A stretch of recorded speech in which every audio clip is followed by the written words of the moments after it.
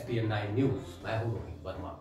Federal Republic of Nigeria या फिर कहे नाइजीरिया संघीय गणराज्य पश्चिम अफ्रीका का एक देश। घने जंगलों और कच्चे तेल के भंडार वाले इस देश की सीमाएं पश्चिम में बेनिन, पूर्व में चाड, उत्तर में कैमरून और दक्षिण में गुआना की खाड़ी से लगती है। लेकिन इन सबके इतर इस देश में सबसे क्रूर आतंकवादी संगठन बोको हराम का दुर्ग है। बोको हराम, जिसे दुनिया का सबसे खतरनाक आतंकी संगठन माना जाता है, दरिंदगी के मामले में तो बोको हराम ISIS को पीछे छोड़ चुका है। इस आतंकी संगठन ने 5 देशों में कत्लेआम मचाया हुआ है। बोको हराम की दहशत का ये आलम है कि इसका नाम सुनते ही लोग कांप उठते हैं और उसके खौफ के साए में जिंदगी जीने को मजबूर हैं। वैसे तो इस क्रूर आतंकी संगठन की कहानी 18 साल पहले शुरू हुई, लेकिन क्रिसमस की पूर्व संध्या पर नाइजीरिया में एक पादरी का अपहरण कर 11 लोगों की हत्या के बाद फिर से इस संगठन का जिक्र तेज हो गया। बताया जा रहा है कि हथियारों से लैस संगठन के लोगों ने पहले खाने का सामान लूटा और फिर पेमी गांव के इलाके में 10 घरों को आग के हवाले कर दिया। इससे करीब 1 महीने पहले भी 28 नवंबर की तारीख को इस संगठन के हमले में 110 लोगों की मौत हो गई। मरने वाले धान के खेतों में काम करने वाले किसान। बीते 2 दशक में देखें तो बोको हराम नामक इस संगठन ने नाइजीरिया में आतंक फैलाने में कोई कसर नहीं छोड़ी।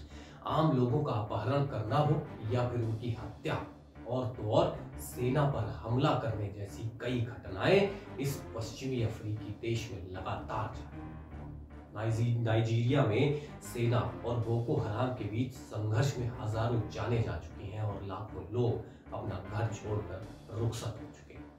नाइजीरिया की सरकार भले ही ये दावा करे कि उसने बोको हराम को कमजोर कर दिया है, इसके विपरीत स्याह सच ये है कि बोको हराम और इसका सरगना अबू बकर शेखू लगातार अपनी हिंसक और क्रूर वारदातों से आम लोगों को शिकार बनाता रहा है। नाइजीरिया की उत्तरी सीमा पर बोको हराम का राज है। उसके लड़ाके जब चाहे तब इस इलाके में बसे गांवों और शहरों पर हमला करते रहते हैं। इस इलाके में बोको हराम के खौफ का आलम यह है कि यहाँ रहने वाले लोग इस आतंकी संगठन का नाम सुनकर ही कांप उठते हैं। दुनिया भर के मुसलमान सच्चे इस्लाम की राह से भटक गए हैं और पश्चिमी प्रभाव से उन्हें अपना शिकार बना लिया।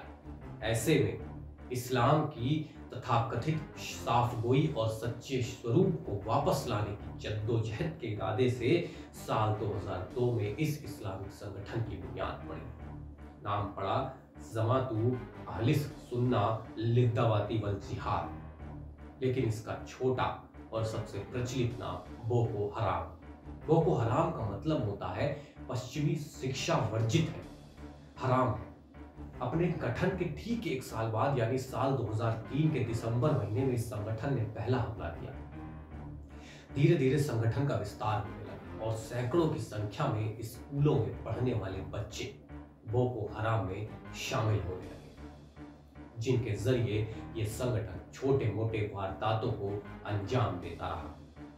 लेकिन साल 2009 में बोको हराम के जिहादियों ने पुलिस पर हमला किया, जिसके बाद इस संगठन को इसका खामियाजा भी भुगतना पड़ा। इसी दौरान पुलिसिया मुठभेड़ में इस संगठन का मुखिया मोहम्मद यूसुफ भी मारा गया। संगठन के 800 से ज्यादा लोग पुलिस द्वारा मारे गए, जिसके बाद ये माना गया कि संगठन दम तोड़ चुका है या फिर अपनी अंतिम सांसें ले रहा है। लेकिन ये तो महज एक अध्याय के खत्म होने और नई खौफनाक वारदात के आगमन की दस्तक थी। साल 2009 से ही संगठन की कमान अबू बकर शेखू के हाथों में है। अबू बकर और भी ज्यादा क्रूर और कट्टर था, जिसके बाद से बोको हराम लगातार हिंसक हमले और नरसंहार करता आ रहा है।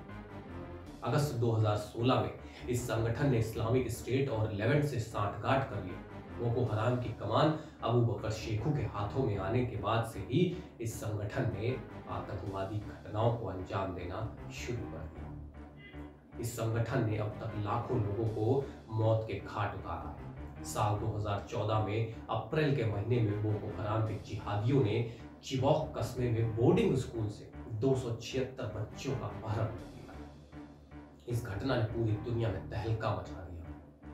कुछ लड़कियां वहां से भाग निकलने में कामयाब हुई, वहीं कुछ को अंतरराष्ट्रीय संस्थाओं ने बातचीत कर छुड़वाया गया और करीब 4 साल बाद 160 लड़कियां लौटा दी गई, लेकिन अभी 100 से ज्यादा लड़कियां लापता हैं। मीडिया रिपोर्ट्स के अनुसार बोको हराम लड़कियों का अपहरण कर उनके खाना पकवाने और सेक्स स्लेव से लेकर आत्मघाती हमलावर बनाने तक में इनका इस्तेमाल करता है। बोको हराम के जिहादियों ने बीते सप्ताह कत्सिना राज्य में बोर्डिंग स्कूल पर हमला कर 300 बच्चों का अपहरण कर लिया। हालांकि बाद में गवर्नर अमीनू बेलो मसारी ने घोषणा कर कहा कि सुरक्षा बलों द्वारा सभी बच्चों को रिहा करा लिया गया। बोको हराम ने कब और कहां हैवानियत का खेल खेला ये बताते हैं। 1 फरवरी 2015 को मैदुगुरी में रात के करीब 3 बजे बोको हराम के लड़ाकों ने हमला बोल दिया। फरवरी 2016 में बोको हराम के जिहादियों ने दलोरी गांव के पास कच्चे मकान में आग लगा दी, जिसमें कई बच्चे जिंदा जल गए और 86 लोगों की मौत हो गई। नाइजीरिया के जरिया में आत्मघाती हमले में 25 लोगों की मौत हो गई। बोको हराम के हमले में दामातरू में 38 पुलिस वाले सहित 150 लोग मारे गए। साल 2019 में बोको हराम के लोगों ने गवर्नर के काफिले पर हमला कर दिया, जिसमें 4 लोग मारे गए, और साल 2018 में बोको हराम के हमले में संयुक्त राष्ट्र की एजेंसियों के 3 कर्मियों समेत 11 लोगों की मौत हो गई। लमाना और इंगोमाओ इलाकों में बोको हराम के हमले में 40 लोगों की मौत हो गई। बोको हराम के जिहादियों ने मिलिशिया के 4 सदस्यों सहित 5 को मौत के घाट उतार दिया। बोको हराम के सिलसिलेवार हमलों में आत्मरक्षा बल सहित 19 लोगों की मौत हो गई। इंटरनेशनल ऑर्गेनाइजेशन फॉर माइग्रेशन के अनुसार बोको हराम के आतंक से 10 लाख से ज्यादा लोग अपने घरों को छोड़कर भाग गए। वैश्विक आतंकवाद सूचकांक 2015 में बोको हराम को आतंकी संगठनों की सूची में रखा गया था। एमनेस्टी इंटरनेशनल की रिपोर्ट के अनुसार जनवरी 2020 से जून 2020 तक इस संगठन ने 1100 लोगों को मौत के घाट उतारा। हर साल कई हजार लोग इस आतंकी संगठन का शिकार बनते हैं। संयुक्त राष्ट्र बाल निधि यानी यूनिसेफ के मुताबिक साल 2017 में बोको हराम ने 100 से ज्यादा फिदायीन हमले को अंजाम दिया है। दुनिया के सबसे खतरनाक आतंकवादी संगठन का तमगा पाने वाले बोको हराम को अपनी गतिविधियां कायम रखने के लिए किससे मदद मिल रही है, ये एक बड़ा सवाल है। कई रिपोर्ट्स के अनुसार इस्लामिक आतंकी संगठन बोको हराम की कथित तौर पर मदद करते हैं। मध्य पूर्व से भगाए गए इस्लामिक स्टेट के आतंकियों को अफ्रीका में फलने फूलने में मदद की जा रही है। इस्लामिक स्टेट बोको हराम के आतंकियों को ट्रेनिंग देने का काम कर रहा है। इसके साथ ही सोमालिया स्थित अल शबाब नामक आतंकी संगठन के तार भी बोको हराम से जुड़े। बोको हराम वो आतंकवादी संगठन जो नाइजीरिया के लोगों के लिए खौफ का दूसरा नाम, दूसरा पर्याय बन चुका है। बोको हराम के आतंकी जिस तरह रुख करते हैं वहां कोहराम मचा देते हैं, और जब इनका कोहराम थमता है तो उस इलाके में सिर्फ और सिर्फ बर्बादी का मंजर देखने को मिलता है। अभी के लिए इजाजत दीजिए, आपसे फिर मिलूंगा। नमस्कार।